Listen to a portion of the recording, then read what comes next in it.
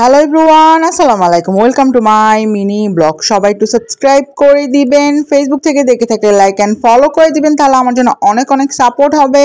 যাদের ডায়াবেটিক্স আছে, blood sugar যাকে বলে, আর ব্লাড প্রেশার যেটা হাইপার টেনশন বলে, আপনারা মাস্ট বি হেভি এক্সারসাইজ করবেন, তাহলে আপনাদের জন্য ভালো হয়। আর ডায়েট প্ল্যান যদি আপনারা শুরু করেন তাহলে আপনাদের রিভার্স হয়ে যাবে। আপনারা ডায়েট করবেন, ভাত খাবেন না, ভাজা পোড়া খাবেন না, মিষ্টি জাতীয় খাবেন না, মিষ্টি ফল খাবেন না। যারা হার্টের পেশেন্ট, কোলেস্ট্রল, এলডিএল এইচডিএল এর প্রবলেম এক্সেট্রা সব প্রবলেম সলভ হয়ে যাবে আপনারা যদি ডায়েট প্ল্যান ফলো করেন। আপনারা যখন মেনটেন করবেন, রিভার্স হয়ে যাবেন, তারপর আপনারা আস্তে আস্তে সবই খেতে পারবেন।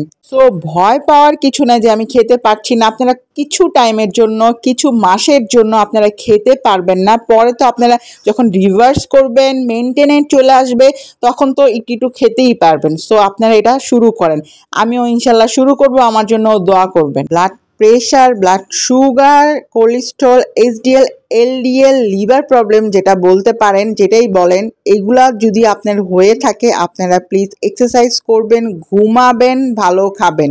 আপনারা যদি মেনটেন না করেন, রিভার্স না করেন, অনেক প্রবলেম হবে। চোখের প্রবলেম, তারপরে আপনার কিডনির প্রবলেম, অনেক কিছু হতে পারে। সবাই ভালো থাকেন, আমার জন্য সবাই দোয়া করবেন।